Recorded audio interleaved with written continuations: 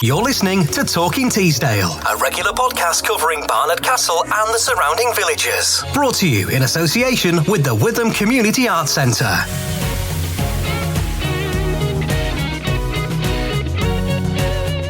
So here we are again. Welcome along to Talking Teesdale. I'm Stuart Laundy. And I'm Jane Woodward. How are we doing? Have we had a good week? Yeah, not a bad week, Stuart. Not a bad week. But I understand you've been having problems with the elements again. Yeah, but not wind this time, Thank heavens Stuart. for that. The number of people who've stopped me and asked me about your trouble with wind. No, it was more sun this time. You do seem to have a sort of rosy glow about you. Yes. I just put it down to the gin. Thanks. But yeah, sun. All right. You must have been performing outdoors, were you? At We the weekend? were. Raby Castle Car Show. Oh, hot one. Hot sun, middle of the day, no shade. I did have a big hat. I was going to say, can you play a trombone with a big hat? I had to swap and put my baseball cap on. It was a bit difficult at times. So you looked like a rapper playing a trombone. Yes. And it was a bit slippery because I had Factor 50 sun cream and about half a bottle on to make sure I didn't burn. Hey dear, I don't know. All good fun anyway. Jolly good, jolly good. Do you read much? Do you read much? Do you read many books? Oh, yeah, I like reading. How about Agatha Christie meets Enid Blyton in the style of Comic Strip Presents? Do you know what Comic Strip Presents is? Oh, it must have been before your time. It was an 80s comedy thing. Right. That's all right. I mentioned that because one of our guests this week is a chap called Martyn Radcliffe. Okay. And that was how he described the book he's working on at the moment. Sounds interesting. All will be revealed in a little while. And we'll also be chatting to Graeme Taylor, who is a founder member of the band Home Service, and our old friend Bob Fox. Ah, yes, Bob. He's been a few times to the Witham. He's been to the Witham in many guises, and he's coming back in a couple of weeks as lead singer of Home Service, one of his more recent gigs. Yeah. On there. So Great. Plenty to look forward to. And a few bits and pieces to report on the What's On front later. Yep. New things booked in, I think. New things, yes. New announcements. Absolutely. And one of the little interesting thing that I found out this week about Home Service, about who I knew nothing, but one of their, the chap that Bob Fox is in effect replacing as the singer in there is a chap called John Tams, who I had no idea. I've heard that name. Well, I had no idea that he had a musical background because all I remember him as was one of the chosen men in Bernard Cornwell's Sharp stories that were turned into the Sean Bean films in the 1990s. Right. And he was in all of them. He was one of Sharp's men. Okay. And it was only when I was reading up on Home Service that I realised he had this whole other life. What a voyage of discovery this week's been. Anyway, moving on. Shall we get on with the show? I think we should. Okie dokie. You're listening to Talking Teesdale. Coming up later this month, on Friday the 25th of July, in fact, the Witham will play host to a folk rock band called Home Service, which has its roots in the late 70s and early 80s, and for many years featured the songwriter and actor John Tams on vocal duties. Well, John retired a couple of years ago, and he's been replaced in the band by Bob Fox, who's well known to audiences in the Witham and the North East, and much further afield, to be honest. I'll be chatting to Bob and Home Service founder member Graeme Taylor in a couple of minutes, but first, let's have a piece of music from the band. This is their version of a traditional Northumbrian song which is called Bonnie at Morn.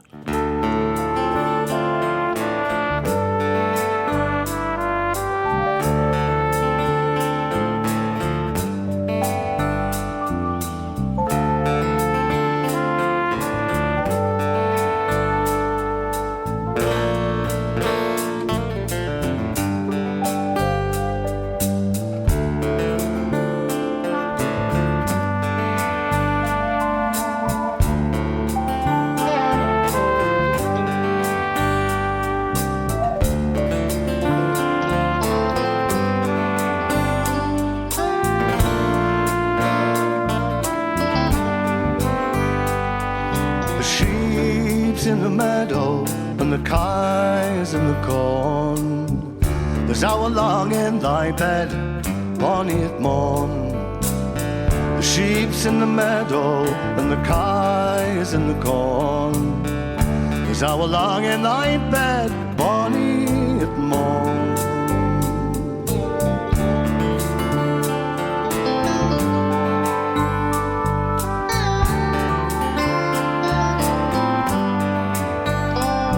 Now the bird is in the bush and the trout is in the burn. You hinder your mother at every turn. The bird is in the bush and the trout is in the burn. You hinder your mother at every turn.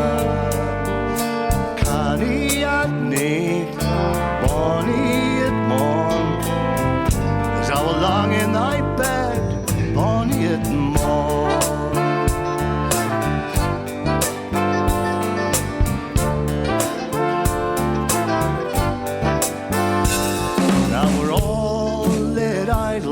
With the keeping of the band, the laddie winna work and the lass winna learn.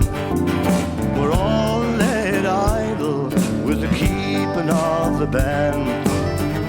The laddie winna work and the lass winna learn. Canny at night, bonny at morn, there's our long in thy bed, bonny at morn.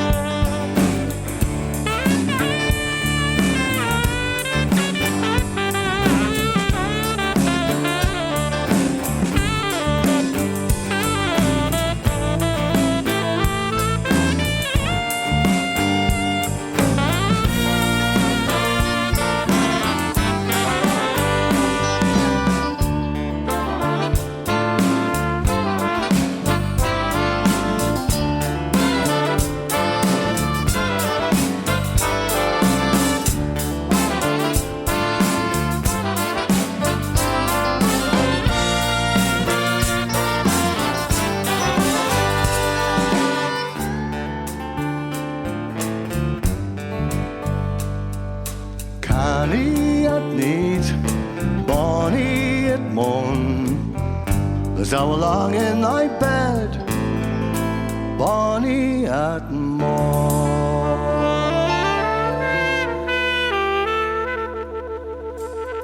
Home Service and Bonnie at Morn. Now, when I caught up with Bob Fox and founder member Graeme Taylor a couple of days ago, I began by asking Graeme to give us a quick potted history of the band. Well, we all were working at the National Theatre from about 1977 as the Albion Band. Pretty well the same lineup that continued to be the Home Service by about 1981.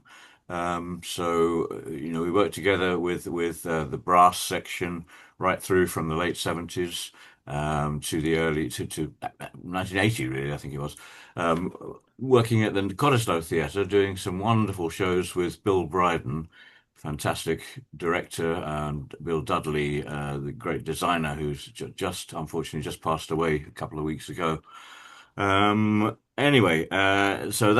we were doing these plays, promenade productions, where the audience were just walking around, milling about with the actors, and so were we. We were playing. Sometimes we were walking around playing music in the theatre.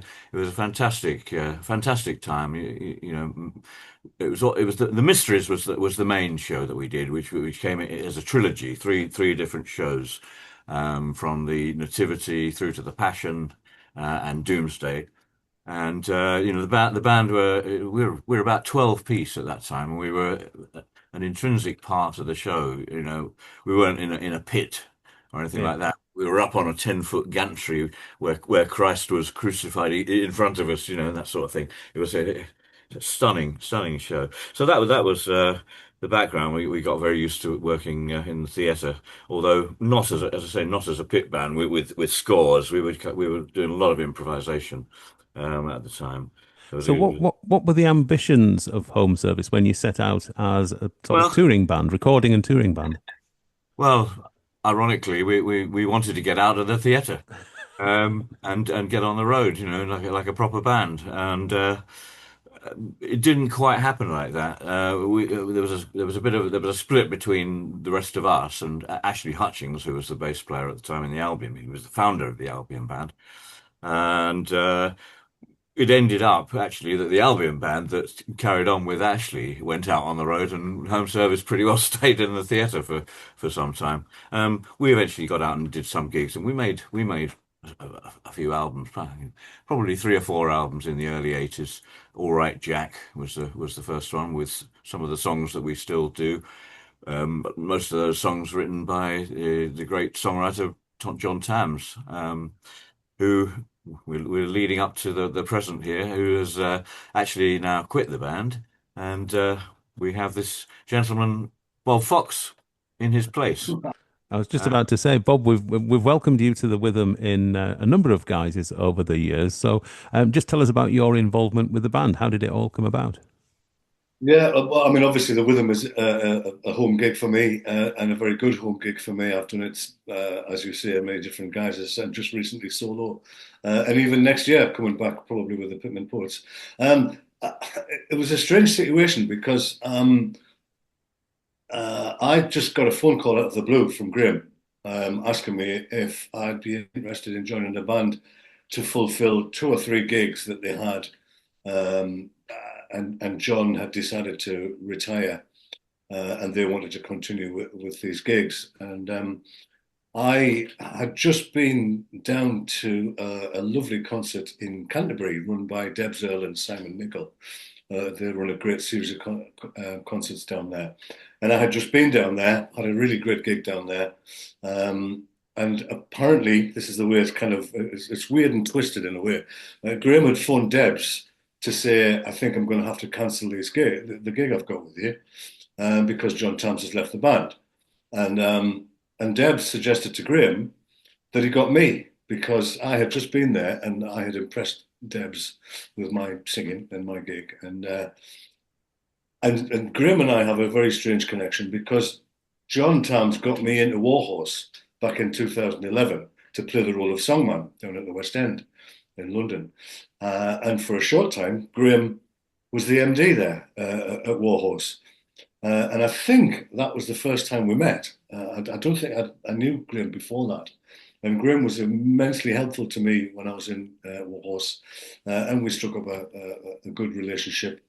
So, when I got the call from Graeme asking if I'd be interested in joining the band, I was delighted because I'd always liked the band. I'd always liked the sound that the band made. So I was delighted to accept. But it was a bit of a challenge because the gigs were coming up quite, in a short space of time. I locked myself away in the bedroom and listened to things because I don't read the way that a lot of the band do. I don't read, so I had to learn it all by ear. So I got to grips with it, and we did our first performance with me as the singer in August of 23, which was Broadstairs Folk Festival. And although I think I was a little bit like a rabbit in the headlights, it seemed to go down very well. The band liked me, I liked the band. There were a few more gigs to fulfill in 24, which we did. And then, if I remember correctly, Paul Smith, our sound engineer, had sent Graeme recordings of the 3 gigs that we did in 24, mainly for reference. But I got another call from Graeme saying that he'd been listening to these live recordings, and he reckoned that we could put out a live album based on how good they were. Yeah. And so that's what we did. And so here we are now in 25, out on tour promoting this album that we did called A Live Transmission. So, Graeme, it was obviously a stroke of good luck that you got back in touch with Bob to fulfill the gigs. Well, I mean, absolutely. I was just on the brink of, I'd already done the panic, but I was all on the brink of phoning up everybody and saying, sorry, that's it. We just can't do it, and hang up the fender and call it a day, really. But it was quite miraculous. I'd spoken to Deb the day before about it, and I said, well, look, if you can think of anybody that we could get in here, and she said, "Okay, well, we'll have a chat with Simon about it, and get back to you." And I thought, well, that's the end of it. I'm not going to hear anything. But the first thing the next morning, they phoned up. We know what to do. We've got the man. It absolutely fell into place like magic, and Bob's just perfect for the band, and we're hoping that we've got a bit more future now. Obviously, Bob, you have like we've mentioned, you do a number of things. So is it easy enough to fit in home service around what else you do?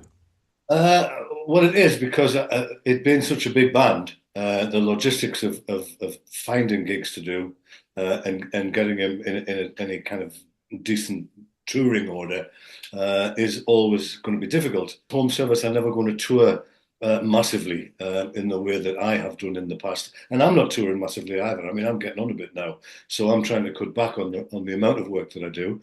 So actually, home service has come along at a very good time for me because I mean, I've decided um, not to retire exactly, but just to cut down on the amount of work I've been doing. I mean, I'm in my 50th year now doing this for a living, and I've toured like non-stop for almost all of those 50 years, and it's just I'm beginning to think that I need to slow down a bit. So the way I'm doing it is I'm not going to take any work after November, and I'm not going to start again until about March or April, so that I'm not out in those horrible, dark, Yeah. dingy, snowy, sleety months.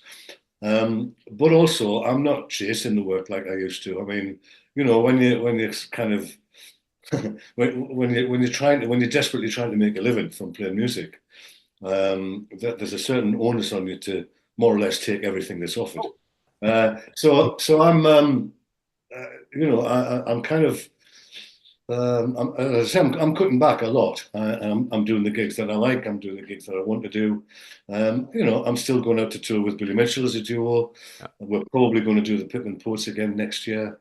So it's not difficult to fit it in. In fact, it's really nice to have such a wide variation of things to do. Excellent. And Graham, what's touring like for you these days? Do you still enjoy it? Are the years catching up with you a bit, and is it a bit more tiring than perhaps it used to be? Well, it is. I mean, it's a long time since I've done as many gigs as I'm doing at the moment. I mean, yeah, the thing is, we got ourselves a new manager a couple of years ago, and before that we were trying to do all the work ourselves, to arrange the gigs. And it's just impossible because it takes such a long time on the phone and writing the emails, and 95% of the emails you send don't get any reply, and it's just you're banging your head against a brick wall half the time. But Michael, our manager, has managed to get masses of gigs for both home service and the other band that I play in, which is Griffin.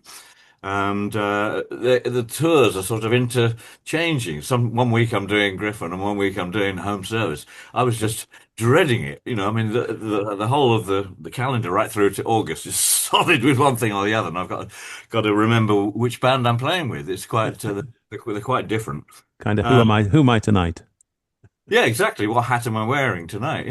And so I was absolutely dreading it. But having just come back, as I say, from 6 days away, nine gigs actually in total with Griffin, and we had about something like 18 with home service, which we're in the middle of now. I've been really enjoying it. And it's just been fantastic. The crowd's been wonderful because you get so much back from the crowd, the smiling faces and the people coming up to you with the old albums that you haven't seen for 50 years with signatures. I mean, it's so rewarding actually, and so it is tiring. And when I first started doing, I was packing up the first couple of gigs and thinking, my God, I can't do this anymore. Pumping all these amplifiers back into the car every day. But you sort of get it's like a workout. After a few days of it, you get quite used to it, and so I'm actually feeling a lot more positive and happy about the whole situation. And I think although I'm also getting on a bit, I think I'll survive it, and hopefully a bit more. Very good. Well, In fact, I mean, you do actually develop strategies to cope with it all. Yeah, You check in at the hotel early and have a sleep in the afternoon. yeah, that's right. And occasionally, even I mean, for me, one of the I would say one of the downsides of being in the band is that they're all kind of very very southern based. as far as I'm concerned. The In band, fact, yeah, we worked it out that it's exactly 300 miles yeah. from my house to Graeme's house. So whenever I have to go and rehearse, it's a 600-mile round trip for me, We you can't, know. So we can't. and most of the gigs were all down south, which is actually leads me on quite nicely to why we're coming up to the Witham. I decided that I would like them to know what I had to go through to go down there and do all those gigs down south. So I've got them, you know, 4 or 5 gigs up in the northeast. Graeme, just for those who might be unfamiliar with home service, what can they expect from a home service gig? What sort of music do you play? How many of you are there on stage? Because you're a big band, aren't you? It's an 8-piece band when I last counted, yes, and a 3-piece brass section, sometimes a 4-piece because the keyboard player also plays saxophone really well. So it's a monstrous sound just from that end, and the rest of us banging away at the other end. You know, it's like a battle on stage. It's like going to war. It's a fantastic sound, you know, and with Bob's voice at the front of it. I mean, it's just magnificent. As to the sort of music, well, it's, you know, we play folk songs, we play modern songs in the folk tradition, but it's basically at the heart of the band is a rock band. Um, you know, it's sort of definitely a rock folk band rather than the other way around, I think, and but with no fiddles. Yeah. With trumpets instead of fiddles. Yeah, exactly. You know, you can go and see Feast of Fiddles if you want all that. Gents, I think we'll call a halt there. It sounds like it's going to be an absolutely brilliant night when you get up here. Graeme, I hope you survive the long trip north. Well, I've just come down, you know, as I say, just come down from Settle the other day, so it was up 6 hours. And Bob, it'll be nice not to go south of Scotch Corner for a change. Absolutely, absolutely. Well, we're doing the Witham, but we're also doing the gala in Durham, which is only 8 minutes from where I live. Even better. Don't rub it in. Brilliant stuff. Gents, thanks very much, and we wish you all the very best. Well, a great pleasure, Stuart. Thanks for having us. Thanks, Stuart. And a reminder that home service will be on stage at the Witham on Friday the 25th of July. Tickets are on sale now. Go online to www.thewitham.org.uk or call the box office on 01833 631107.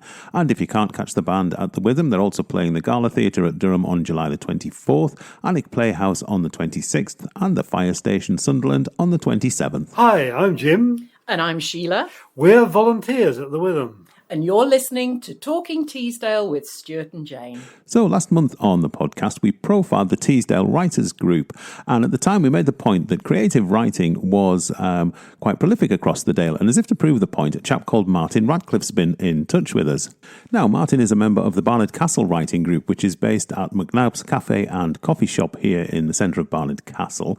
And he got in touch to tell us that he'd enjoyed some success, having been chosen for a masterclass organised by New Writing North, which is the charity that leads the development of creative writing in the North and is based in Newcastle and has been helping budding writers for the best part of 30 years. So I caught up with Martyn a couple of days ago and I began by asking him how it all came about. I think about a month and a half, maybe a bit longer than that.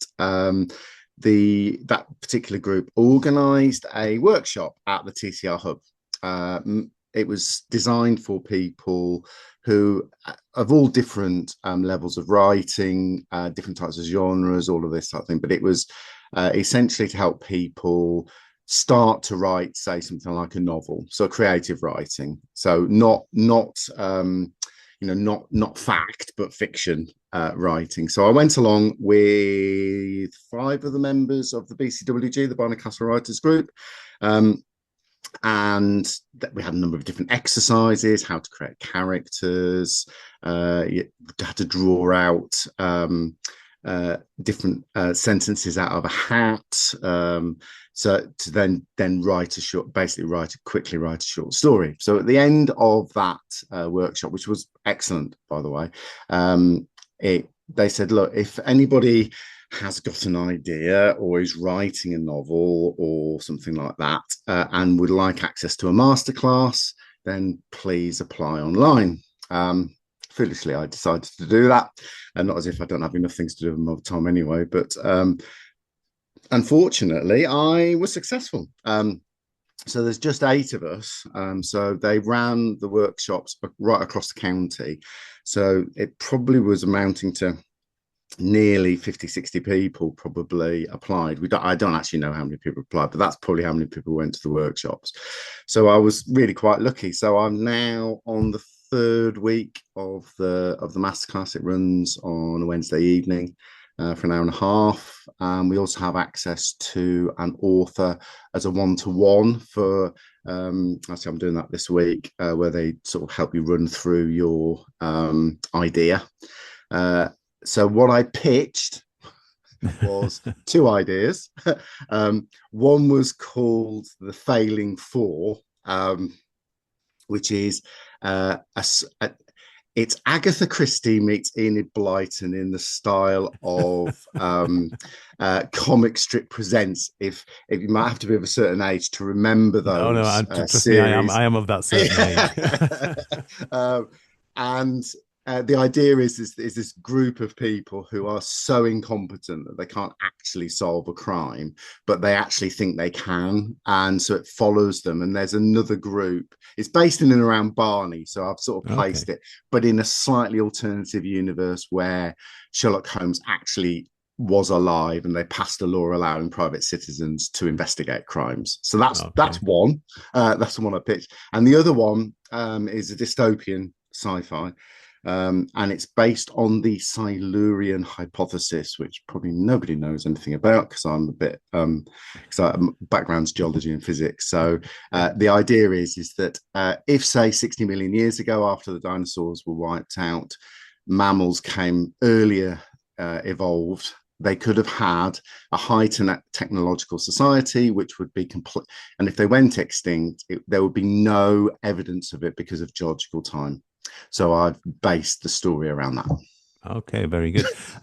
As you mentioned there, your background seems to be more scientific than creative. So where does the writing come from then? Is it a long-held ambition? I mean, I trained as a geophysicist, but when I started actually going into that, oil prices took a huge dip. This would be in the 80s, and I couldn't get a job, which was a bit of annoyance at the time. My other skill was marketing. I seem to drop into that. So over a number of years, I've done a lot of technical writing, so press releases, copywriting for advertising and stuff like that. Mainly within non-government and charity. So I've been involved with rewilding down in Kent, though I'm originally from the northeast. Can't tell by my accent, but I am. And also work for local authorities as well. So I have done a lot of writing, but it's always been for other people, and in other people's voices. Because obviously when you write a press release, you're doing quotes for certain people, which sometimes they've never actually said, but only joking. But you can't possibly say, having been on the end of press releases for 40 years, surely you can't mean that. Yeah, they fooled me for all those years. They fooled you. But I mean, obviously, if you haven't got your CEO there, you do have to sort of try and say what they would say in the event of them actually being interviewed. So for many, and I did do a bit of writing, been on different creative writing courses, but actually the writing sort of came out of, I've suffered with mental health for a very, very long time, got a complex PTSD, and found that writing was really helpful. And so when we moved back to the northeast 2 years ago, I joined the Barnard Castle Writers Group, and had lost the confidence of writing for me because I've been writing for other people for so long. And it was the support of the group, which was just, they were amazing. So I started writing a memoir and couple of other things, and really found it helpful to quieten the noise in my head, and also to be able to write down some of the things that are really hard, that I think for a lot of people, I mean, Graham Greene actually says, he has quite a famous quote saying that writing can be therapeutic. It helps stop the noise in one's head and protecting us from the world, and I don't disagree with him. So I've sort of expanded my repertoire now into fiction. I've always struggled with things like dialogue. Because I was the type of dialogue I wrote for press release and other things was quite Not quite what contained. people say. Yes, exactly. Having to invent what people say Yeah. and over long conversations is actually quite difficult, as I found out. And at times, my writing initially made me sound like I was an O-level, no, not even an O-level student, probably still in primary school. It was quite stilted and not very natural. So again, I buddied up with a member of the writing group, because we buddy up, and she's been incredibly helpful. She's very, very good at dialogue. So we've been able, she's helped me come along with my writing, and I've helped her with things like creating worlds, because I'm good at that, because the science and stuff like that, my mind sort of thinks that way. So world building, I've been able to help her with. She's been help me with my dialogue. Oh, very good. And how long the work you're doing with New Writing North? How long does that the masterclass, as it were? How long does that go on for? So it's going to be over 7 weeks, but I think in total, it's 6-7 weeks, and it's quite intensive. It's an hour and a half every Wednesday. So like last week's one was about conflict. And how you write conflict into a story. So often people think of it as being the end of a story. In fact, it isn't. Often you have lots of little conflicts through a story, and one big one maybe not at the end, but then that conflict is resolved to bring you to the end of the story. So there's lots of theory. Obviously you have to pick and choose which bits, because I think you can get a bit stuck in a process if you're not careful, and then that removes some of the creativity from it. But I think when you've got I suppose it's a toolkit of things that you can use, and the more you've got, when you do hit a brick wall with a story, get writer's block, or the dialogue doesn't seem to be flowing, or a couple of times I've been stuck, where do I move next in the plot? Because sometimes you get to a point you think, I know where I need to get to, but I can't actually get there at the moment. I can't do it naturally. It feels odd. So it's those types of things. That's then when the things on the masterclass have been really useful to sort of break those particular problems and be able to find. And it might be that even the tool that they give you doesn't work, but what it does do is it clips off a set of other ideas that then gives you the opportunity to solve that problem. Yeah. So at the end of the masterclass, at the end of your 6-7 weeks, is there kind of ongoing support after that as you carry on with the story? Obviously, Writing North and New Writing North are there to support. Clearly the intention is that they've identified the 8 of us that are the most likely to maybe get our works published. And certainly I think we're being invited to an event for they do a book festival in Durham, right, in October. I think it's the 10th of October. So all of the 8 of us are being invited to that. Don't quite know what that's going to entail, and I might chicken out. No, not really. But so I think the idea is that there will be a level of support. There will also be access potentially to being able to contact, or how to contact organisations about looking at getting things published. The reality as well is, as you all know, self-publishing is now so much easier than it used to be. It used to be called vanity publishing when I was much younger. It's a very different kettle of fish now. Obviously you can print on demand through places like Amazon. There are lots of companies that offer different packages. In fact, one of our members of the BCWG has just opened his own publishing house, with the intention that we might be able to offer members the ability to be able to publish.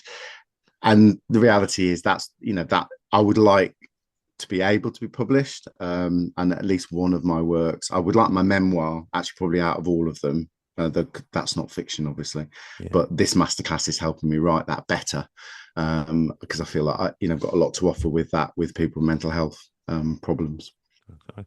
Well, Martyn, listen, thanks very much for chatting away to us. It's been most enlightening, especially the bit about the press releases. Who would have thought? I'll never live that down. Good thing I'm no longer in the industry. I would have been blackballed, I think. But please do keep in touch, and as your writing progresses, I will. I'm particularly intrigued by the one about the incompetent detectives. I'll definitely give that one a read. Okay, well, as soon as we get to some point that it's actually ready for print, I'll get in contact with you. Please do. Martyn, thanks ever so much for joining us. Thank And you. we wish you all the very best. Brilliant, thank you. Hi, this is Louise, Queen of Social Media, and you're listening to Talking Teesdale with Stuart and Jane. Right then, time for a look at what's on. Jane's back, and she's armed up to the teeth with devices and bits of paper and leaflets and goodness knows what. I know, I've got it all today, Stuart. Hey, what it is to be organised. I know. Organised. I bet when you were younger you had a file of facts. Can you remember that? I did have a file of facts. Do you think anybody still does? Probably, someone somewhere. I don't know. I've still got an old-fashioned address book. Yes. I've never been without one. I mean, when I started out as a journalist, the thing to have was a contacts book, like a physical contacts Did you not book. have one of those spinny, what do you call them? Spinny things with contacts on? No, nothing. Okay. Old school contacts book is what I had. And because I'm of that era, I've still got one to this day. Yeah. And Yeah. I know for a fact that my former colleague, Nikki, she still has a contacts book as well. Like old school. We're talking old school here. I still have a paper diary. I can't get away from... Oh, yeah. I have a Yeah. diary downstairs that's got I everything know. written in it. I just think we're dinosaurs, aren't we? Completely and utterly. Right, let's have a look at what's on. Right. National Theatre Live. Yes. We have some new shows, new dates. We do, yes. So they've introduced, well, it's a series of 4. So the first one has been on sale for a while, which is on Thursday, the 4th of September. That's Inter Alia, which is a one-woman show starring Rosamund Pike. Oh, yes. And then on Tuesday, the 28th of October, we're showing an encore. It's a repeat. It's a repeat. It's an encore of Mrs. Warren's Profession, which is a Bernard Shaw play starring Imelda Staunton. Oh, right, she's good. And her real-life daughter playing her daughter in the play. So that's definitely to look forward to in October. And then in November, Thursday, the 27th of November, it's a new play called The Fifth Step, Right. which stars Martin Freeman. Oh, okay. Yeah. Yeah. And Jack Loudon.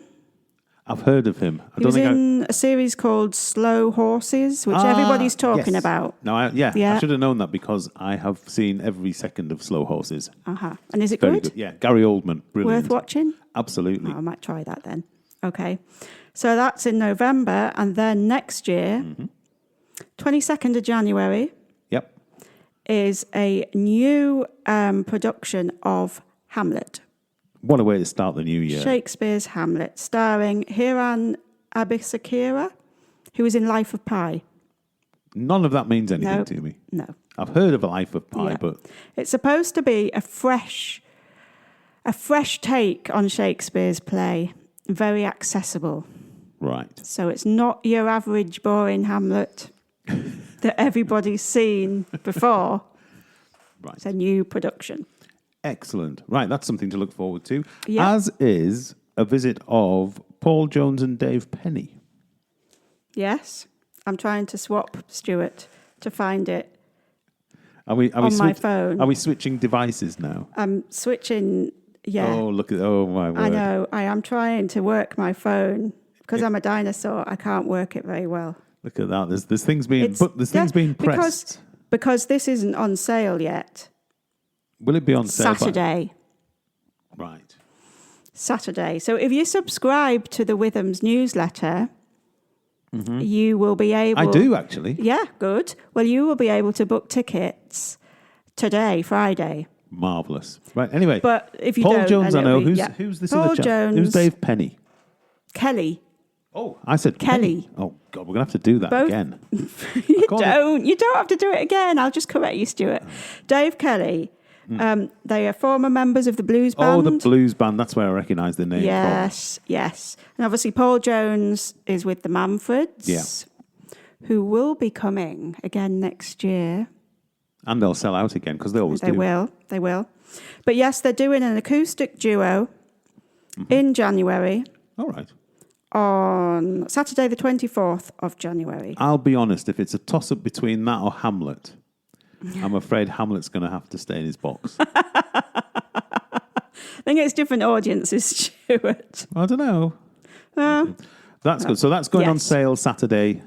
Look out for that one. Or today if you subscribe to the newsletter. Marvellous. Yes. Speaking of Saturday, we've got this week's Saturday sessions. Inevitably, last Saturday, after the heat wave that we've had, everything moved indoors last Saturday because there was the threat of it. It was miserable. Yeah, it was drizzly. And it was a bit... It was on and off and on and off. And it was just... We were right on the edge of between the bad weather and the good weather. And it was just... But it was very well supported. It was. There was a great turnout. There was a great crowd. So it doesn't matter what happens this Saturday, the show will go on. Absolutely. As they say. Who have we got this Saturday? We start at 12 noon with the Auckland Shanty Singers. Oh, right. From Bishop Auckland. I've seen a bit of them, about them on Facebook. They seem to be quite active on social media. Right, okay. So they're performing Songs of the Sea. So 2 o'clock, who have we got? John Wheel. Right. He's been before, hasn't he? He has 2023. All right. So that'll be good. Good to see him back again. Yeah, local musician from Teesside. And then at 4 o'clock, we've got another new group called Kidder's Luck. Folk music and song. Sounds like they've got quite a few of them because it's vocals, guitar, banjo, mandolin, concertina, flutes and whistles. Oh, that should make quite a row, shouldn't it? Yeah. That'll be good fun. Yeah, lots to join in with. A big finale.